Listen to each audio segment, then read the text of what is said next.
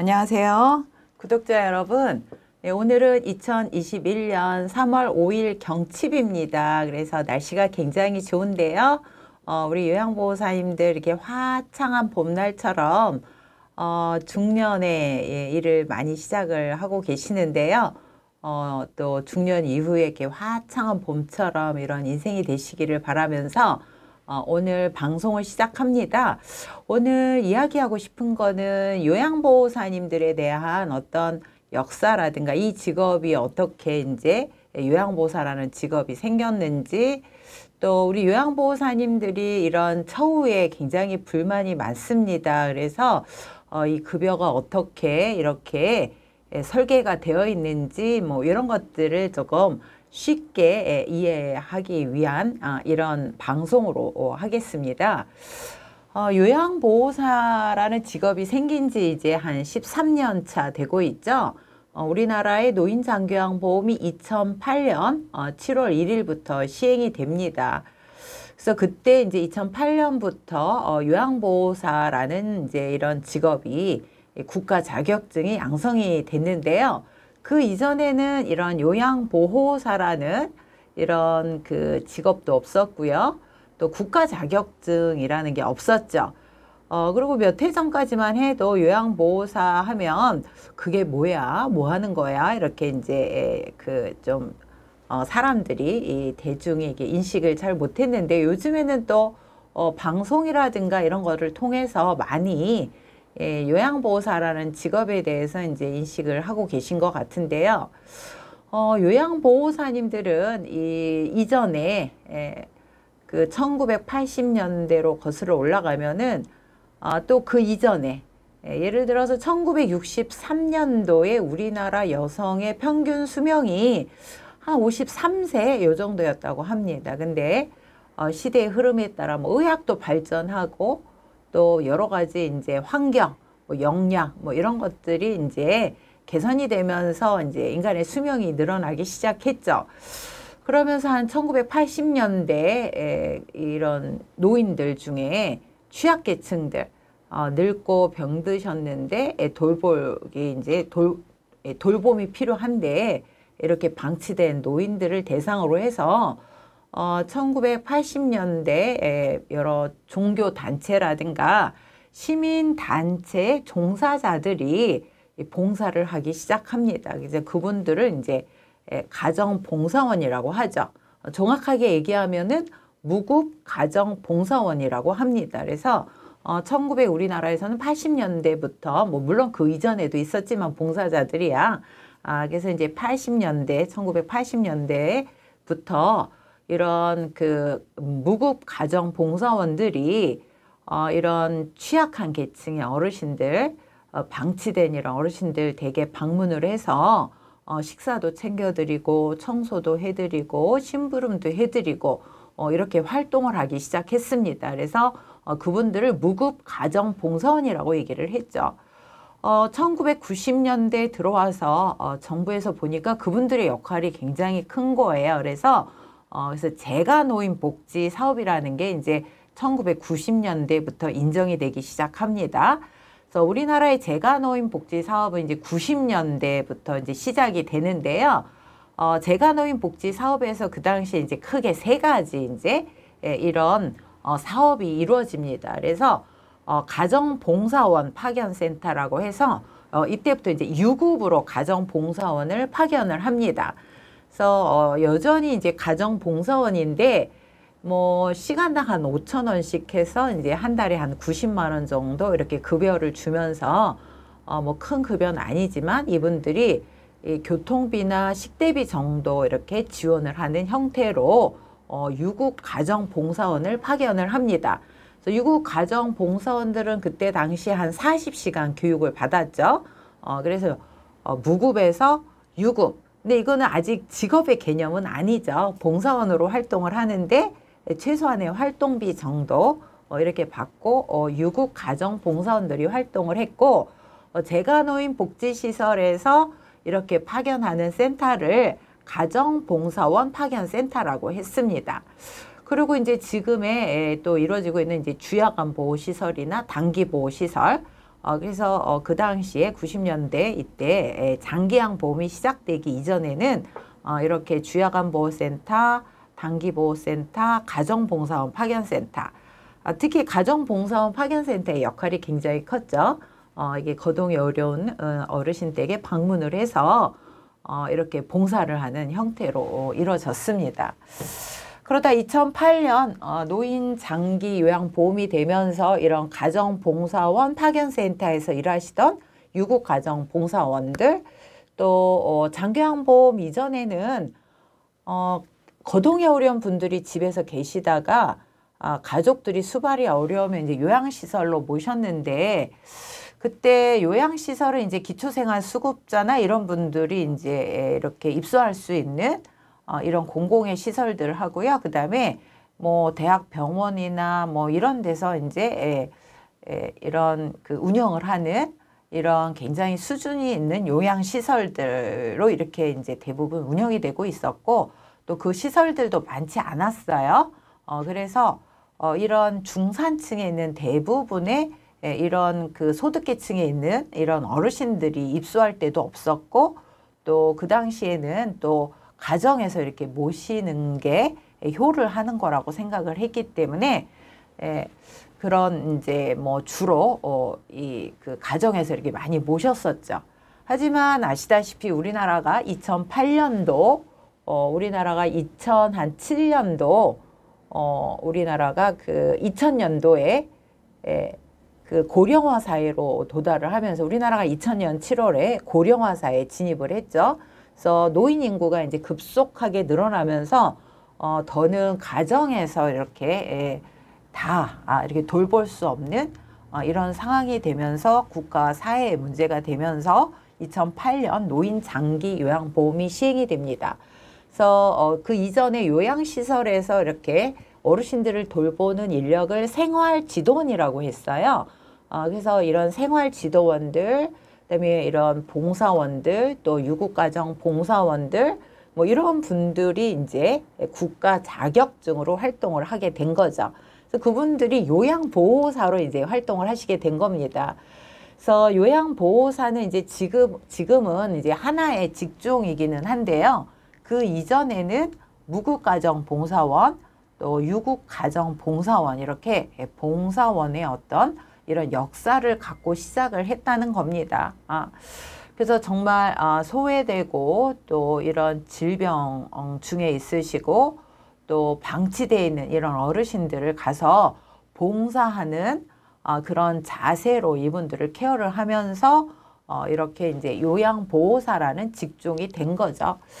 그래서 사실 요양보호사는 지금 이제 처우가 계속 개선이 되고 이러면서 뭐 점점 이게 나아지는 어떤 직업군의 이제 하나의 이제 직업군으로 자리 잡고 있죠. 하지만 이제 자격증은 사실 뭐 단기간에 취득을 할 수가 있고요.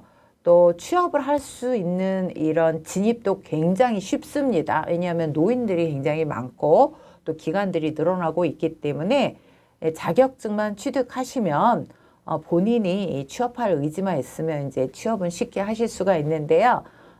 이제 문제는 1년 미만의 이직자들이 굉장히 많다는 겁니다. 한 60% 이상이 1년 미만의 이직자들이신데요. 1년도 못 채우고 이제 그만두신다는 거죠. 거기에는 이제 굉장히 복합적인 원인이 있습니다. 뭐 요양보호사에 대한 굉장히 힘든 일인데 처우에 이런 게 따라주지 못한다든가, 또 제도적인 문제라든가, 또 뭐 그 기관의 어떤 환경에 대한 문제라든가, 또 요양보호사님들이 그 이 직종에 잘 적응을 못한다든가 여러 가지 문제가 있는데요. 어쨌든 이런 거동이 어려운 이런 인생의 말년에 계신 어르신들을 돌보신다는 거는 이거는 굉장히 쉬운 일은 아닌 것 같습니다. 그래서 우리 요양보호사님들이 이제 어르신 댁에 가서 이제 특히 지금 현재 활동하시는 요양보호사님들의 3분의 2가 방문요양에서 활동을 하고 계세요. 근데 이제 다수의 요양보호사님들이 방문요양, 이 재가에서 활동을 하고 계시는데요. 저는 굉장히 안타까운 게 요양보호사님들이 좀 자부심을 가지셨으면 좋겠습니다. 그래서 어르신 댁에 가서 어르신들 식사 챙겨드리고 또 청소도 해드리고 심부름도 해드리고 빨래도 해드리고 또 기저귀 케어도 해드리고 부축도 해드리고 뭐 여러 가지 정말 어떻게 보면 허드렛 일이라고 할 수가 있죠. 그래서 우리 요양보호사님들이 이렇게 얘기를 하고 계세요. 우리 요양보호사는 어르신 전용 파출부 아니냐 이렇게 얘기를 하시는데 그런 얘기를 들을 때마다 참 슬픕니다. 그래서 우리는 이 파출 물론 이런 어르신에 대한 기본적인 수발을 하고는 있지만 이런 봉사는 이런 마음으로 시작을 한 직업이고 또 그런 어르신의 실질적인 어떤 생존에 필요한 아주 절대적인 거죠. 식사를 챙겨드리고 청소를 해드리고 이런 것들은 누군가는 해야 되는 일입니다. 그래서 요즘에는 가족이 이제 할 수 없고 뭐 왜냐하면 계속 가족들이 다 이게 분리가 되고 있잖아요. 그래서 국가와 사회가 책임을 지고 그 역할을 요양보호사님들이 하고 계시는 거죠. 그래서 우리 요양보호사님들이 이 사회적인 효를 실천하시는 가족 같은 어르신에게는 가족 같은 이런 사회적인 효를 실천하는 이런 일을 하시는 분들이라는 이런 자부심을 좀 가지고 직업에는 귀천이 따로 없습니다. 그래서 이 직업에 좀 자부심을 가지고 또 이 어르신에 꼭 필요한 이런 돌봄 인력이라는 공공의 인력이라는 이런 자부심을 가지시기를 바라면서요. 또 저희 댓글에 보면은 우리 요양보호사님들이 급여에 대한 질문을 굉장히 많이 하고 계세요. 그래서 저는 정책이나 제도에 대한 이런 변화나 이런 것들에 대해서 어떻게 변경이 되고 있고 뭐 이런 것들에 대해서는 알려드릴 수 있지만 저는 노무사는 아니에요. 그래서 여러분들이 질문하시는데 기본적으로는 근로계약서라든가 그다음에 뭐 여러분의 그 근무 스케줄이라든가 뭐 이런 것들이 다 확인이 돼야지만 이거를 답변이 가능한 부분이라 보통 질문하실 때는 뭐 그런 구체적인 것들 저희가 확인을 할 수가 없죠. 그래서 제가 정확한 답변을 드릴 수 없어서 뭐 전문 노무사님들 이렇게 지원하는 단체들이 많이 있습니다. 그래서 뭐 120 다산 콜센터에 전화하셔서 그 본인이 일하는 지역의 노동복지센터를 문의하면 서울 지역은 다 설치가 되어 있어요. 그리고 또 전국권을 커버하는 이런 노동 권익 단체들이 있습니다. 그런 걸 120 다산 콜센터에 문의하셔서 전문적인 부분들 아주 디테일하고 이런 구체적인 부분들은 저희가 알 수가 없기 때문에 정확한 답변을 드릴 수 없어요. 그래서 이런 여러분들을 지원하는 단체에 노무사님들을 좀 찾아뵙거나 전화로 문의하셔서 구체적인 상담을 통해서 도움을 받으시기 바랍니다. 또한 저희 유튜브에서 그런 이런 노동단체나 기관들에 대해서 한번 방송을 해드린 적이 있죠. 그래서 한번 그런 것들을 참조하시기 바라고요. 오늘은 그 방문을 하는 이제 요양보호사님들이 제일 많으신데 이분들이 이제 센터에 굉장히 많은 불만들이 있으세요. 그래서 마치 센터는 이제 굉장히 돈을 많이 벌고 본인들은 이제 굉장히 이렇게 제대로 이제 처우를 못 받는다는 이런 오해를 하시는 분들이 되게 많이 있으신데 사실 저는 요양보호사도 양성을 하고 있기 때문에 요양보호사의 권익을 위해서 이제 노력을 하고 있고요. 또 저희는 재가노인 복지시설을 운영하고 있어요. 그래서 저희 기관은 또 서울에서 이렇게 지정을 받은 돌봄, 좋은 돌봄 방문 요양기관이기도 한데요. 그래서 저는 또 방문 요양기관을 운영을 하고 있습니다. 재가노인 복지시설도 운영을 하고 있고요. 그래서 또 센터장의 입장과 요양보호사 입장을 저는 다 잘 좀 그 경험을 하고 있죠. 네, 그래서 오늘은 그 요양보호사, 특히 방문 요양보호사들의 급여가 어떻게 설계가 돼 있고 그래서 이런 것들에 대해서 여러분들이 조금 이해를 하셨으면 하는 차원에서 설명을 좀 드리도록 하겠습니다. 먼저 올해 우리나라 그 최저임금 이제 뭐 장기요양보험법 그 상위법이 근로기준법이죠. 뭐 우리나라의 최고의 법은 헌법이고요. 그래서 그 근로기준법은 노인 장기 요양보험법보다 상위에 있는 법이죠. 더 센 법이라는 겁니다. 그래서 근로기준법에 따라 최저임금이 올해는 이제 8,720원으로 정해져 있죠. 그래서 작년 2020년 대비 1.5%가 인상이 됐습니다. 최저임금이. 자, 그리고 요양보호사님들이 이제 연장수당, 뭐 여기는 이제 요양시설이나 또 주간보호센터 같은 경우 연장, 이게 이 근로를 하실 수 있는데 이럴 때는 이제 최저임금의 1.5배를 받으시게 되고요. 또 야간 수당도 있죠. 특히 노인요양시설에서 일하시는 분들, 뭐 요양병원에서 일하시는 분들 같은 경우에는 밤 10시부터 새벽 6시까지. 그러니까 밤 10시부터 2길, 밤 10시부터 2길, 다음날 2길 아침 6시까지를 이제 야간 수당이라고 그러는데요. 네, 계약 시 야간 근무에 대한 이제 협의가 근로 계약서에 명시가 되어 있어야 되죠. 역시 최저임금의 이제 1.5%고요. 또 올해 같은 경우는 30인 이상 사업자인 경우에는 법정 공휴일 수당을 주게 돼 있죠. 이것도 최저임금의 1.5%를 1.5배를 이제 지급을 해야 되고요. 또 뭐 저희 그 모든 요양보호사님들이 해당이 되실 텐데 주간 15시간 이상 또 월 60시간 이상 이제 근무를 하시게 되면 예를 들어서 월요일부터 금요일까지 뭐 하루에 3시간씩 5일을 일을 했다 그러면 일요일 날 쉬시게 되잖아요. 공휴일이니까 이제 쉬죠. 일요일 날 쉬게 되면은 쉬더라도 이제 하루를 휴일 수당으로 줘라. 쉬더라도 기본급은 줘라. 이게 이제 주휴일 수당이죠. 그래서 주휴 수당이라고 합니다. 그래서 주휴 수당은 만약에 이제 5일 중에 5일 중에 하루 월요일부터 금요일이 5일이잖아요. 5일 중에 하루 일요일을 쉬는 거니까 보통 한 20%를 산정하죠. 그래서 주휴일 수당은 보통 뭐 한 1,744원 이렇게 돼 있고 연차 수당 같은 경우에는 올해 뭐 한 2년 전에 법이 바뀌었는데요. 1년 미만 근무자는 이제 입사하고 나서 그 다음 달 1일부터 말일까지 해서 그래서 1년 미만자는 한 달에 한 개씩 연차가 발생해서 11개의 연차가 발생하죠. 그래서 보통은 뭐 이렇게 하루씩 쉬게 한다든가 아니면은 뭐 연차 미지급, 연차를 이제 사용을 못했기 때문에 연차 미지급 수당을 또 이렇게 지급을 하게 돼 있습니다. 그래서 1년 미만자는 11개, 1년 이상자는 15개. 그래서 1년 이상 3년 미만인 경우 연차가 15개, 1년에 15개씩 발생을 하죠.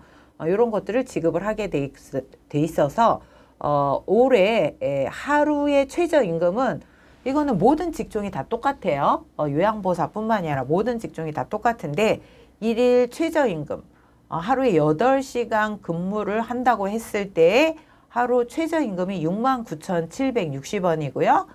또 하루에 8시간씩 한 달을 만근한다고 봤을 때 월 최저임금이 올해 182만 2,480원이죠. 네. 그래서 요거는 이제 뭐 저희 요양보호사 직종뿐만이 아니라 모든 직종에 올해 이렇게 적용이 된다. 특히 주휴일 수당은 근로자가 30인 이상이 되는데 이제 올해부터 적용이 된다라는 말씀을 드리고요. 자, 우리 요양보호사 선생님들이 또 이제 잘 이해를 못하는 게 노인 장기요양보험 급여 수가에 대해서 잘 이해를 못하세요. 그래서 급여 수가가 이제 우리 요양보호사님들의 급여라고 심지어 이제 착각을 하시는 분들도 굉장히 많이 있으세요. 또 이용자나 그러니까 대상 어르신들이나 보호자님도 이 요양보험 급여 수가가 우리 요양보호사님들이 받아가는 월급이라고 이렇게 또 착각하는 분들이 되게 많이 있으시거든요. 그래서 이 노인장기요양보험 급여 수가에 대한 설명을 잠깐 하도록 할게요. 또 뭐 급여 수가 이렇게 얘기를 하니까 되게 또 뭐 생소하네. 또 법적인 이런 뭐 용어가 나와서 조금 딱딱할 수 있는데 가능한 좀 쉽게 설명을 해보도록 하겠습니다. 자, 노인장기요양보험은 사회보험 방식으로 운영이 됩니다. 사회보험. 그래서 우리나라의 사회보험에는 뭐 국민연금, 건강보험, 고용보험, 산재보험, 노인장기요양보험 이런 것들을 이제 사회보험이라고 그러죠. 자, 그래서 우리 그 노인장기요양보험은 예를 들면 건강보험하고 똑같은 방식으로 운영이 됩니다. 여러분들이 병원에 가서 진료를 받거나 뭐 검사를 받거나 치료를 받고 오시게 되면은 그 건강보험 수가로 적용을 합니다. 그래서 본인이 일부 부담하고 그다음에 의료보험으로 이렇게 적용이 되죠. 노인장기요양보험은 의료보험, 건강보험하고 똑같은 사회보험 방식으로 운영이 되고 있기 때문에 그 사회보험 방식으로 똑같이 운영이 됩니다. 그래서 그 수가라는 게 정해져 있어요. 그래서 시설 같은 경우에도 등급에 따라서 그 다음에 또 어느 시설을 이용하느냐에 따라서 이렇게 수가, 건강보험공단에서 주는 급여 수가예요. 그래서 이 급여 수가는 더 받아도 안 되고 덜 받아도 안 돼요. 그래서 노인장기요양보험의 법에 이렇게 고시한 법이죠. 법. 고시한 내용대로 그대로 원칙을 준수해야 됩니다. 왜냐하면 법이니까요. 네, 그래서 급여 수가가 정해져 있습니다.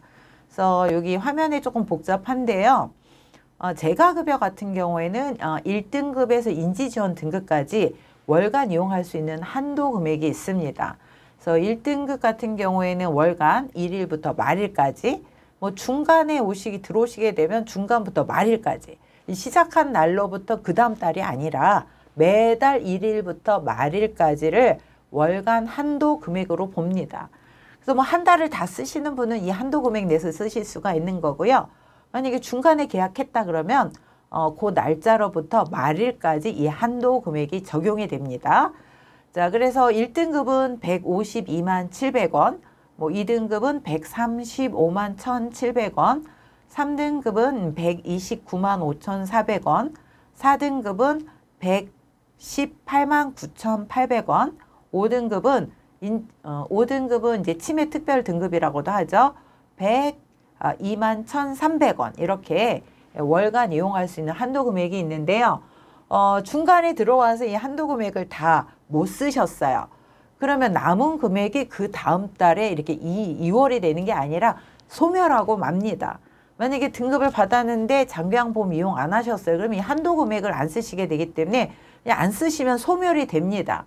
그래서 한도 금액이 남았다고 하더라도 그 다음 달에 이렇게 2월이 되는 게 아니라 매달 1일부터 말일까지 이 한도 금액, 이거는 국가에서 정해준 월간 이용할 수 있는 한도 금액입니다. 그래서 이 한도 금액 내에서 서비스를 이용을 하실 수가 있고, 거기에서 시설 같은 경우에는 최대 본인 부담 금액이 20%, 또 재가급여를 이용하시게 되면 본인 부담 금액이 15%입니다.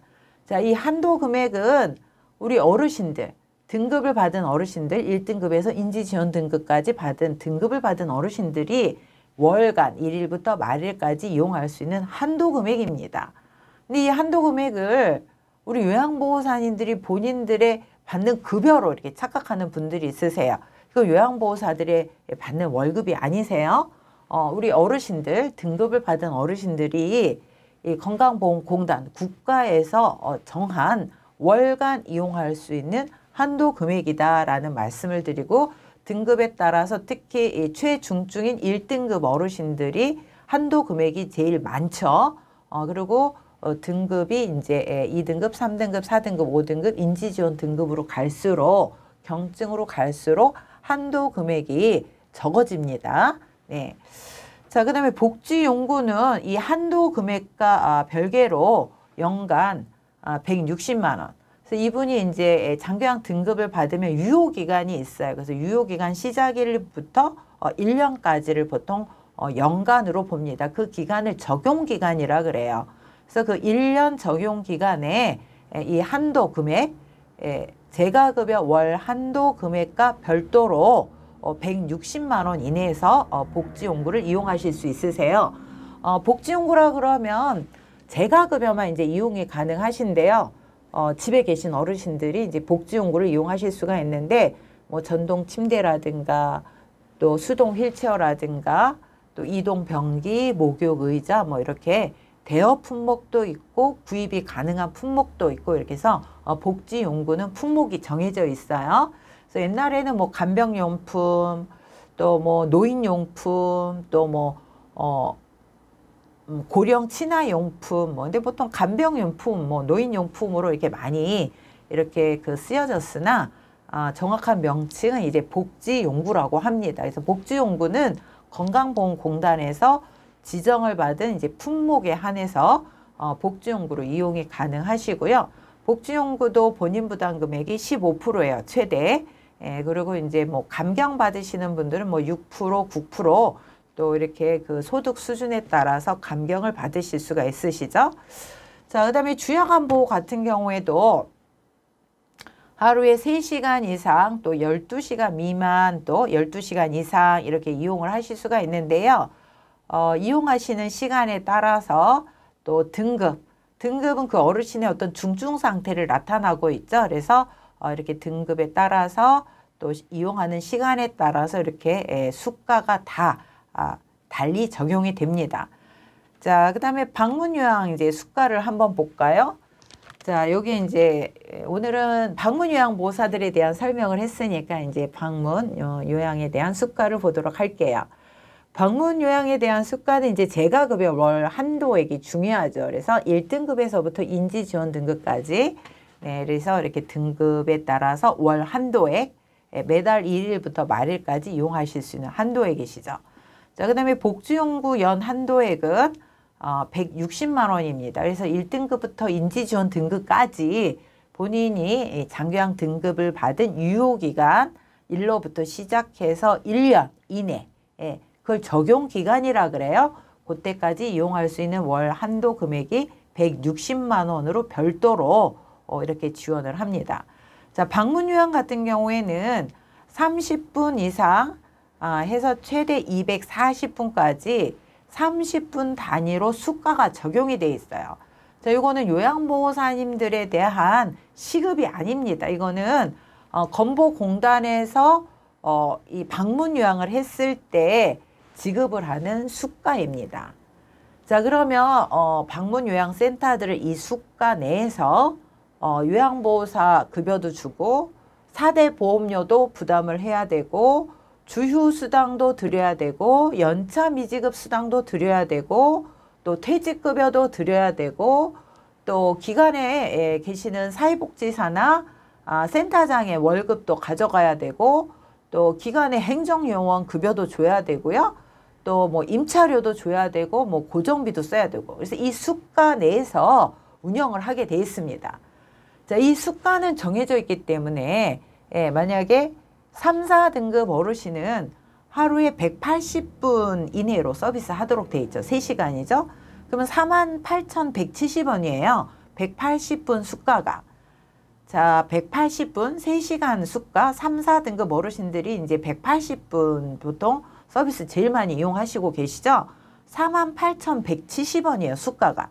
이 수가는 공단에서 건보공단에서 방문요양센터에 지급을 하는 수가입니다. 서비스 제공기관인 방문요양센터에. 그럼 방문요양센터는 이 금액 내에서 모든 것들을 다 운영을 해야 되고요.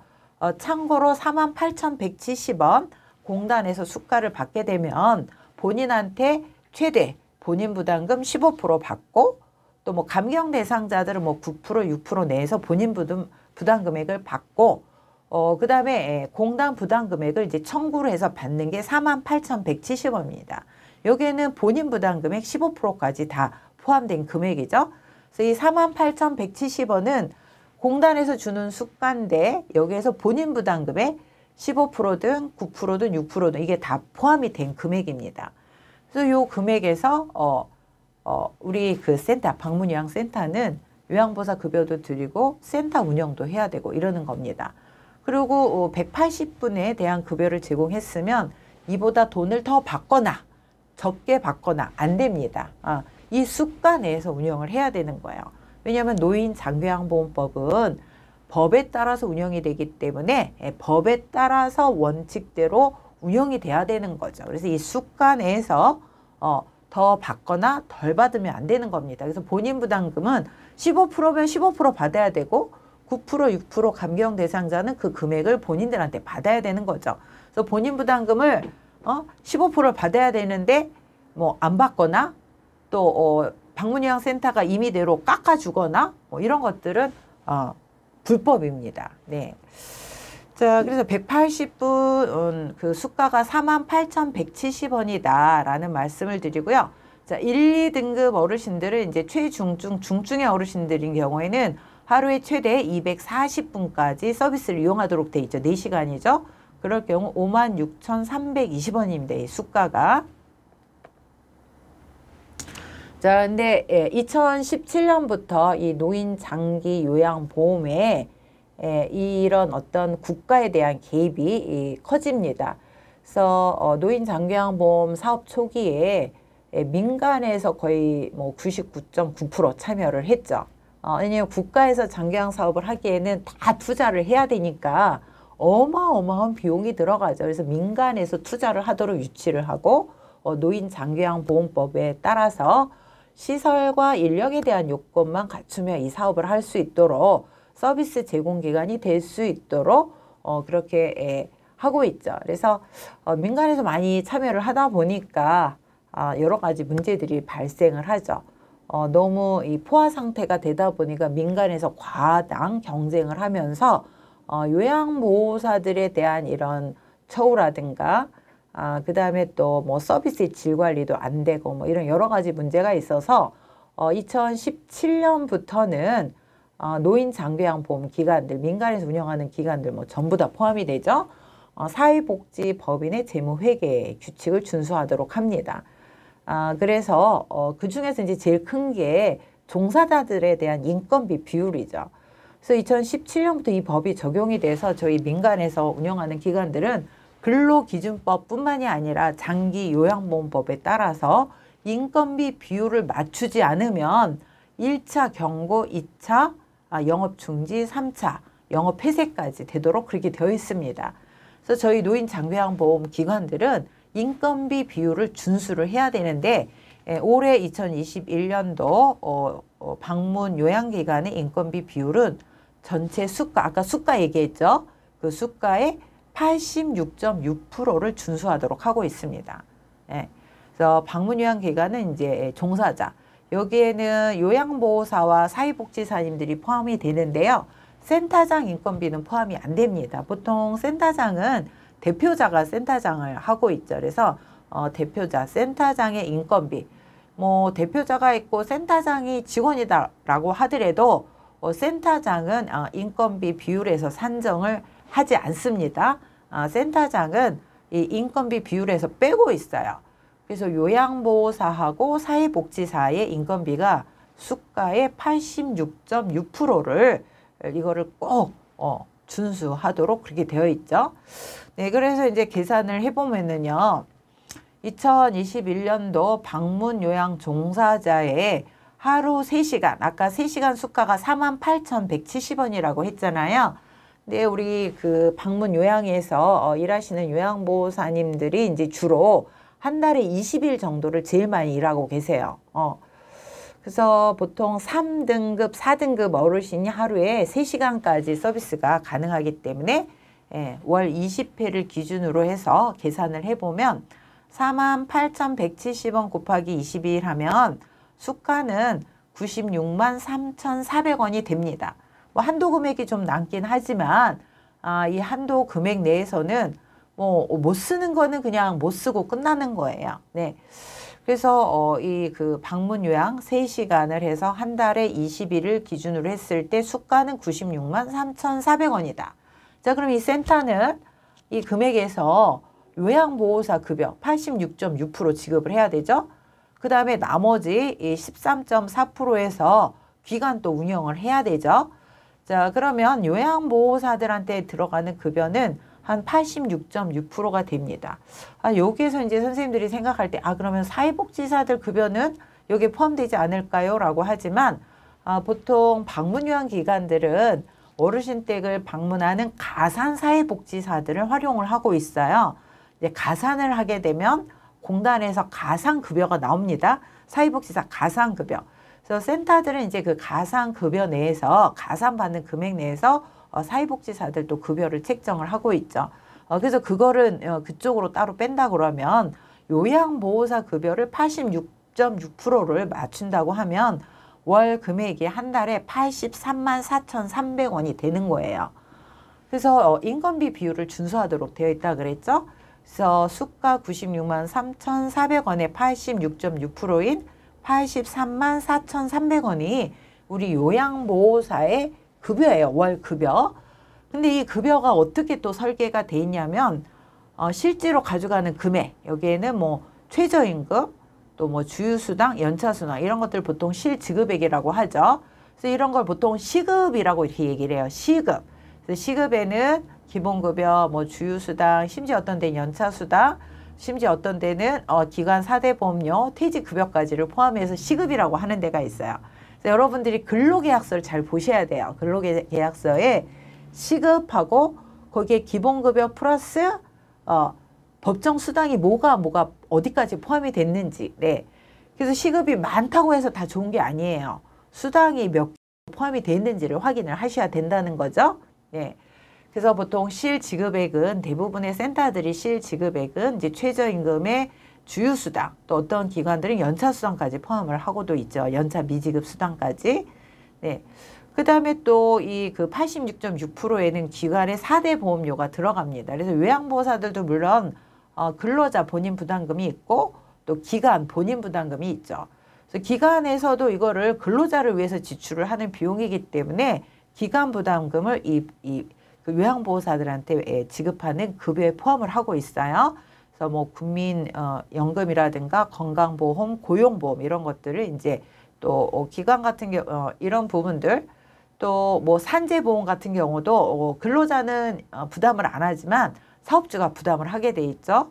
또 퇴직급여, 요양보호사님이 1년 이상 근무를 하시게 되면 60시간 이상 근로자일 경우 1년 이상 근로를 하시게 되면 1년에 한 달치 이렇게 급여를 주는 게 퇴직급여라고 그러죠. 그래서 퇴직급여 저희가 적립을 하게 돼 있고요. 기타 또 방문요양센터들 같은 경우에는 저희도 이제 1년에 한 번 우수한 요양보호사들을 대상으로 해서 이제 포상을 합니다. 뭐 여행을 보내드릴 때도 있는데요. 요즘 같은 코로나 시대에는 이제 여행을 보낼 수가 없기 때문에 포상을 하기도 합니다. 이제 현금으로 포상을 하는 거죠. 뭐 많이 할 경우에는 뭐 100만 원 이상 이게 포함을 할 때도 있고요. 포상 금액을 1년에 한 번 이렇게 기여하고 우수한 이런 요양보호사님들한테 포상을 하는 거죠. 그래서 이런 포상급여까지를 다 포함을 해서 요양보호사의 급여로 보고 있어요. 그래서 요렇게 그 포함하는 이런 내용, 지급 내용은 건보공단이나 정부에서 인정을 하는 금액입니다. 그래서 요런 금액은 요양보호사의 급여로 다 인정을 하고 있고 86.6%에 다 요게 포함이 되는 내용들입니다. 그래서 이런 금액을 포함해서 요양보호사의 인건비 86.6%로 봤을 때 83만 4,300원 정도가 되는 거죠. 그래서 여기는 실제로 받는 금액도 있고 기관에서 부담하는 4대 보험료도 있고 퇴직급여도 있고 포상급여도 있고 뭐 이런 것들이 다 포함이 되는 거죠. 네. 자, 그 다음에 이제 방문요양센터는 86.6%를 빼고 나면 13.4%가 남습니다. 그러면 전체 수가 96만 3,400원 중에 방문요양센터에서 남는 금액은 12만 9,100원 정도가 되죠. 그러면 센터에서는 요 금액을 가지고 뭐 돈이 남으면 센터장 인건비를 가져가게 되는 거고요. 1차적으로는 임차료를 내야죠. 임차료. 사무실 임차료. 그 다음에 또 고정비 있죠. 사회복지사님이나 센터장님들이 한 달에 한 번 어르신 댁을 방문을 해야 되고요. 또 응급 상황이 발생하면 대처를 해야 되고 그러면 뭐 빨리 차 타고 가야 될 거 아니에요. 대중교통을 이용을 하든 차를 몰고 가시든 뭐 교통비 들어가겠죠. 또 사회복지사들 방문하면서 뭐 이렇게 8시간 근무하니까 뭐 식대비 지급을 해야 되겠죠. 또 그것만 있나요? 뭐 사무실 운영하려면 전기세도 내야 되고요. 뭐 수도세도 내야 되고 뭐 관리비도 내야 되겠죠. 거기서 또 남으면 이제 센터장 인건비도 가져가는 거고요. 또 명절 되면 대부분 또 센터들이 이렇게 어르신 댁에 인사를 하러 갑니다. 또 요양보호사님들한테 명절에 이렇게 선물도 지급을 하죠. 이런 복리후생비하고 또 어르신들 뭐 병원에 입원하시면 또 가서 병문안 가죠. 또 어르신들 이렇게 돌아가시면 또 경조사 이렇게 참여를 합니다. 또 우리 요양보호사님들 경조사 발생하면 또 경조사에 참여도 합니다. 이런 경조사 비용도 있고 또 대부분의 센터들이 매달 원래회의를 합니다. 원래회의 뭐 요즘에는 또 코로나 때문에 뭐 잘 할 수는 없어도 어쨌든 뭐 한 달에 한 번씩은 원래회의를 하면서 정보도 공유하고 또 교육도 하고 뭐 이렇게 하고 있죠. 또 사례회의도 이제 저희가 분기별로 한 번씩 의무적으로 하게 돼 있어요. 3개월에 한 번씩 분기별로. 사례회의 할 때 또 뭐 사례회의 수당도 지급을 해야 되고 또 사례회의 하는 이런 것들 준비를 해야 되기 때문에 이런 것들 다 기타 비용들이죠. 또 뭐 여러 가지 비용들이 많이 이게 지출이 됩니다. 이 사업을 하기 위해서는. 그런 비용들이 13.4% 12만 9,100원 내에서 지출이 되는 금액들입니다. 그래서 방문요양센터들은 사업을 하다 보면 뭐 지금 여기에 있는 기관 운영비, 복리후생비, 경조사비, 간담회비 이런 비용뿐만이 아니라 뭐 인터넷 사용료라든가 홍보비 또 뭐 어르신들 발굴하러 다니면서 지역에서 또 여러 가지 뭐 활동을 하셔야 되죠. 이런 비용들이 다 이 13.4% 12만 9,100원 내에 들어가 있는 거예요. 여기에는 센터장 인건비도 여기에 포함이 되어 있는 겁니다. 자, 여러분들 어떻게 생각하세요? 어떻게 방문요양센터가 이러면 적어도 수급자가 40명 이상은 돼야지. 그래서 40명 이상이 됐을 때 10명이 됐을 때 한 100만 원이 넘을 것 같고요. 그 다음에 뭐 한 20명이 됐을 때 한 200만 원이 될 것 같고요. 센터에서 가져가는 돈이 40명 이상이 됐을 때 수급자가 40명 이상 됐을 때 한 400만 원 좀 넘지 않을까요? 거기서 400만 원 넘는 데에서 거기서 이렇게 어르신들 수급자 이건 한 분이니까 수급자 40명 됐을 때 한 400만 원 내에서 임차료도 내시고 센터장 인건비도 가져가시고 다른 고정비나 뭐 판매 관리비 이런 거 다 지출을 해야 되죠. 네. 자, 여러분들 어떻게 생각하세요? 센터들이 돈을 이렇게 많이 버신다고 생각이 드시나요? 네. 저희 기관 같은 경우는 제가 대표자로 사실 이 요양보호사 교육원의 원장직을 제가 하고 있어서 방문요양기관의 겸직이 안 됩니다. 대표자로서 문제가 생길 때는 제가 다 책임을 져야 되죠. 대표자고 저희 어르신들이 50명이 넘는데 한 푼도 남질 않아요. 86.6% 지출하고 우리 그 사회복지사님들 인건비 지출하고 사대보험료 지출하고 퇴직급여를 어떤 달에는 적립을 못할 때도 있어요. 대표자인 제가 만약에 여기서 1원이라도 가져가면 횡령입니다. 지금 장기요양보험법에 따라서 그렇게 운영이 되고 있어요.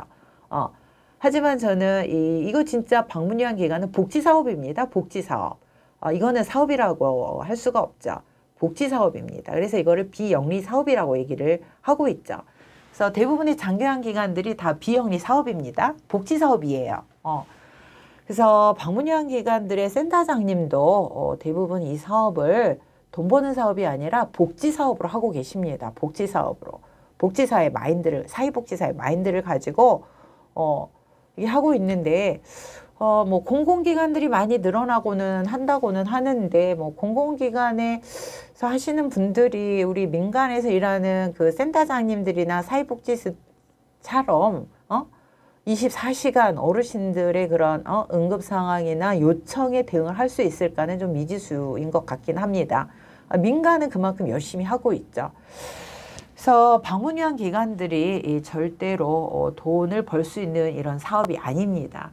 그래서 우리 요양보호사님들이 급여를 더 많이 가져가시려면 방법은 있습니다.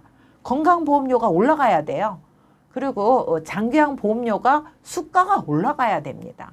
근데 건강보험료와 장기요양보험 수가가 올라가기 위해서는 국민들의 합의가 이루어져야 되는 거죠. 그거는 사회보험이기 때문에 국민들의 합의가 이루어져야 되는 겁니다. 그리고 건강보험료와 장기요양보험료는 지금 계속 매년 올라가고 있죠.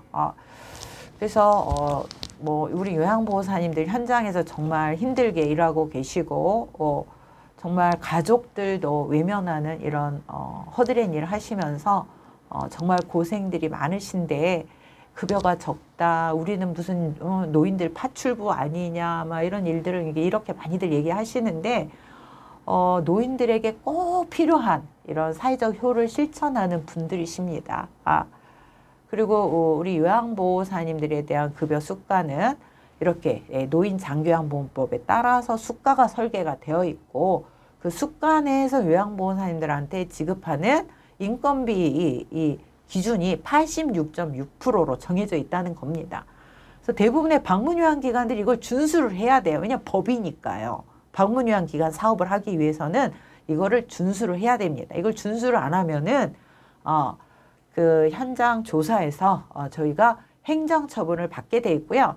또 대부분의 방문요양기관들은 6년 이후에 지정을 받아야 돼요. 만약에 이런 문제가 생기면 이런 사회복지법인의 재무회계 규칙을 준수하지 않는다든가 특히 인건비 비율을 준수하지 않으면 재지정을 받을 때 재지정을 받지를 못합니다. 사업을 할 수 없다는 거죠. 그러니까 이거를 꼭 준수를 해야 되는 거예요. 그래서 터무니없이 이게 방문요양사들에 대한 급여를 안 주거나 할 수가 없는 그런 것들을 이해를 해주시고 우리 요양보호사님들 많이 어려우시더라도 노인 장기요양보험의 급여 설계나 수가를 잘 이해해 주시고 현장에서 정말 이 사회에 꼭 필요한 존재라는 이런 자부심을 가지고 오늘도 기분 좋게 요양보호사 일을 하시기를 바랍니다. 자, 네, 방문요양 그 시급 관련해서 이 수가가 어떻게 설계가 되고 그 다음에 또 방문 요양 분야의 종사자 인건비 86.6%를 기관은 꼭 준수를 해야 된다라고 설명을 드렸는데요. 이 인건비는 개개인에 대한 인건비가 아닙니다. 이거는 기간의 1년치 매년 1일부터 12월까지의 기간 전체에 그 공단에서 1년 동안 받은 수가가 있죠. 그 수가 대비 86.6%를 맞추면 되는 겁니다. 그래서 이제 또 요양보호사님들이 조금 오해하실 수가 있는데 이건 개개인에 맞추는 게 아닙니다. 그래서 기관에서는 이제 요양보호사님들의 인건비, 그 다음에 뭐 기간 부담금인 뭐 4대 보험료, 그 다음에 또 뭐 퇴직급여, 뭐 또 뭐 이런 그 여러 가지 이 기타 수당이라든가 또 뭐 포상이라든가 이런 것들이 다 포함이 된다 그랬죠. 여기에다가 또 사회복지사 뭐 인건비 뭐 이렇게 해가지고 공단에서 받은 전체 수가의 86.6%를 맞추는 겁니다. 1년치를. 자, 그렇게 봐서는 이제 기간이 조금 운영하는데 재량이 있죠. 86.6%를 맞추는데 뭐 우수한 요양보호사들은 뭐 90% 넘게 이렇게 책정할 수도 있고 또 뭐 좀 기관에 이제 굉장히 그 어쨌든 기관에서 볼 때 굉장히 이제 문제를 많이 뭐 예를 들어서 환수권이 자꾸 생기게 한다든가 또 기관의 간담회 거의 참석을 하지 않는다든가 뭐 직무교육에 참여하지를 않는다든가 또 이렇게 이 대상 어르신으로부터 자주 이렇게 크레임이 발생을 한다든가 뭐 이런 요양보호사님들 같은 경우에는 그냥 근로기준법에 맞춰서 최저임금에다가 뭐 이런 여러 가지 수당, 법정 수당 뭐 요 근로기준법만 맞추면 되겠죠. 그래서 저희 기관 입장에서 보면은 이제 1년치 그 종사자 인건비 86.6%를 기관에서 이제 좀 어느 정도 재량으로 운영을 할 수가 있고 전체의 그 수가 대비 전체 인건비 비율을 맞추면 되는 부분이기 때문에 뭐 포상도 할 수가 있고 또 뭐 기타 수당으로 뭐 교통비라든가 또 뭐 여러 가지 다른 이제 기관의 재량으로 수당을 드릴 수가 있는 거죠. 그래서 요양보호사님들이 어쨌든 한 기관에 소속돼서 이렇게 근무를 하시게 되면 기관과 요양보호사님이 같이 발전할 수 있도록 노력을 해주셔야 됩니다. 기관이 있어야 요양보호사도 이제 근로 현장에 있는 거고요. 또 기관이 발전해야 또 요양보호사도 같이 발전할 수가 있는 거죠. 그래서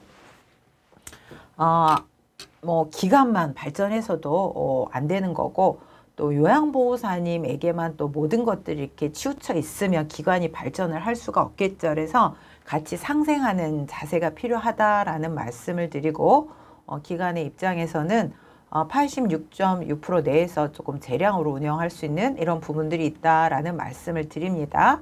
네. 자, 다음 회차에는 또 어떤 걸 방송할 거냐면은요. 우리 요양보호사님들이 되도록이면 이렇게 좋은 기관에 취업을 하는 게 좋죠. 그럼 방문료 이런 그 장기간 서비스 제공하는 기관들 중에 어떤 기관들이 좋은 기관인지 예, 이런 것들을 어떻게 검색을 하고 이 자료를 찾을 수 있는지 그런 방법에 대해서 다음 회차에는 알려드리도록 하겠습니다. 여러분들 수고하셨어요. 감사드립니다.